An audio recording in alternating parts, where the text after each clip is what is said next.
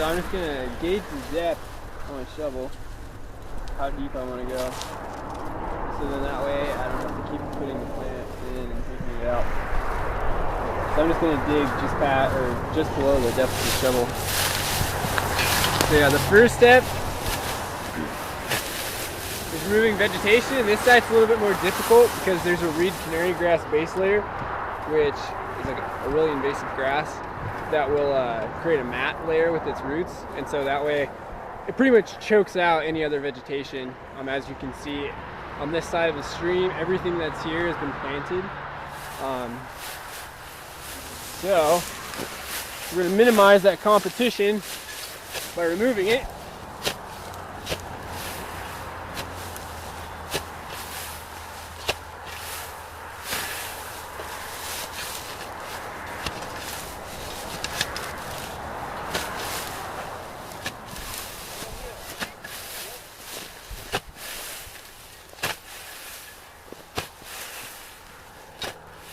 From our planting stuff. So the next thing I'm going to do is dig a hole. That was just deeper than the shovel, which will vary between plants. By removing the vegetation, you reduce competition between all the resources. A big one of that being sunlight. Okay, so I'm at the depth that I want to be at, which is just at the top of the shovel, and then I've collected the soil in a pile because I'll reuse that. So the next thing I'm going to do is I'm just going to break up the soil, or the root ball, because I don't know if you can see, a lot of the roots this plant has spent its entire life in a plastic container this size and shape, and so what happens is with root growth they end up concentrating at the tip, at the bottom, looking for more resources in terms of like minerals and water. So I'm just going to kind of scour that just to break up the tips, and that'll instigate growth outward. Okay.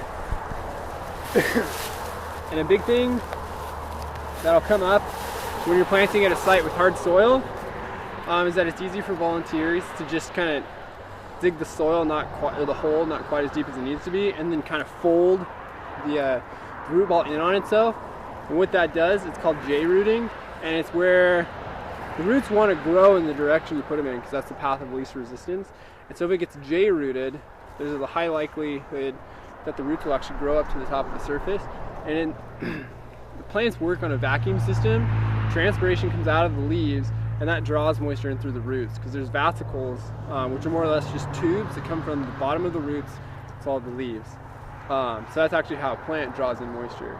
And so what happens is if the roots, J-root, come out of the top of the soil, it sucks in air, which sucks air all the way through the plant, which disrupts the vacuum and the plant dies. So that's a big thing to look out for, and to really make sure that volunteers know what's going on. So yeah, so I have my depth, and I've collected my soil, and so I'm just going to place the plant in, and that looks good. Its root ball is just covered, which again is what we're looking for to make sure that the plant, whatever it may be, is actually drawing in moisture, moisture, not air. So we're at a right depth. Now I'm just going to start by placing the soil all the way around the root ball. And as I go, it's important to make sure that soil that I'm placing from the bottom up is packed tightly. It's a good compromise between too tight and not tight enough. What we're trying to get is to minimize, we want to make sure there's no air pockets in that soil that I'm planting the tree in. Again, that comes right back to the roots pulling in air, not moisture. So I only have a few inches of the tree root ball planted, and the tree's already standing up. So that's a good way to gauge if you're compacting it enough. You want to see that? So I'm just going to continue to work the soil back into the hole. around. These are actually the rhizomes. You can see these little tips. These are rhizomes of the reed canary grass, and they'll actually send out root systems and then grow back up. So this is clonal kind of growth pad. So that's what we're trying. That's why we removed it. Vegetation in there is fine because the more organic matter that a soil has, the more moisture holding capacity it has, which is good for the plant.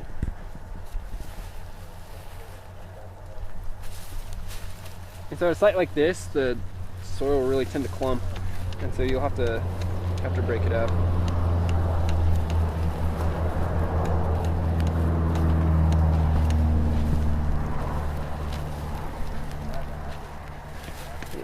Remember, as you're packing the soil back into the hole from the bottom up, you're wanting to make sure it's compacted to reduce the air pocket.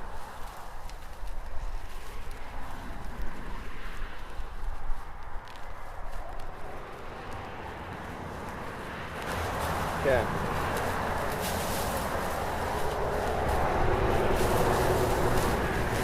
That looks good to me. So just to recap, we've cleared the side of vegetation, we've dug the hole to the proper depth, we've placed the plant in the hole and planted it from the bottom up, making sure that we have compacted the soil a proper amount. You don't want it too tight because that will constrict the root growth, and you don't want it too loose or else you're allowing for air pockets to develop, which will ultimately result in plant death. So this is a planted plant.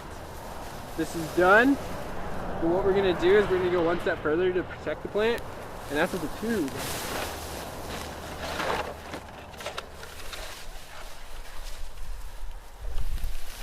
So right now we're working with Palouse Conservation District, and I can't say for sure what this is made out of. They're supplying the tubes, but when we're planning on the University of Idaho, we actually use tubes that are made completely out of recycled milk jugs.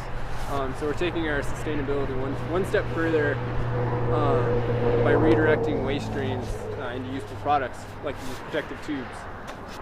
So what we're going to do is just gently we're going to place this over the plant.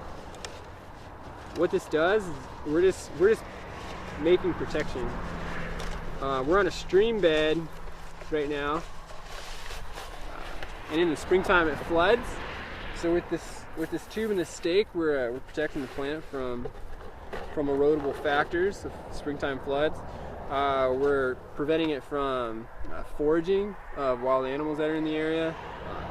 It's a tasty young tree, so its leaves are really tender and soft and flavorful, so they're actually good commodity for wildlife. So depending on who you're working with, I have a fencing tool, doubles as a setup or as a hammer.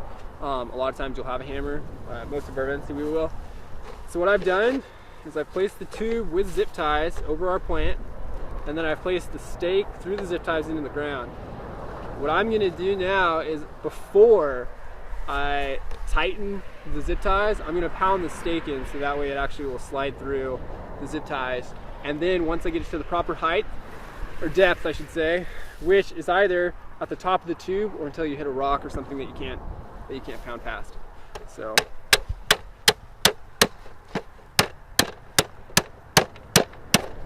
alrighty, so that went really well. That's not to be expected all the time. I could have a rock right underneath, and that's just something you have to deal with. So what I have right here is a stable unit after I pull the zip ties tight. So what this has resulted in is a fully planted plant with a protective tube, and there's more or less a well around the base of the plant, which will result in like rainfall collection. So what you're doing is you're redirecting, like an 8-inch radius of ground surface around the plant, so that way it'll drain into the soil and filter down into the root system, so that way the plant can maximize its water holding capacity. So right here, based on that process, we have a fully planted plant, and that's what we want to demonstrate to our volunteers.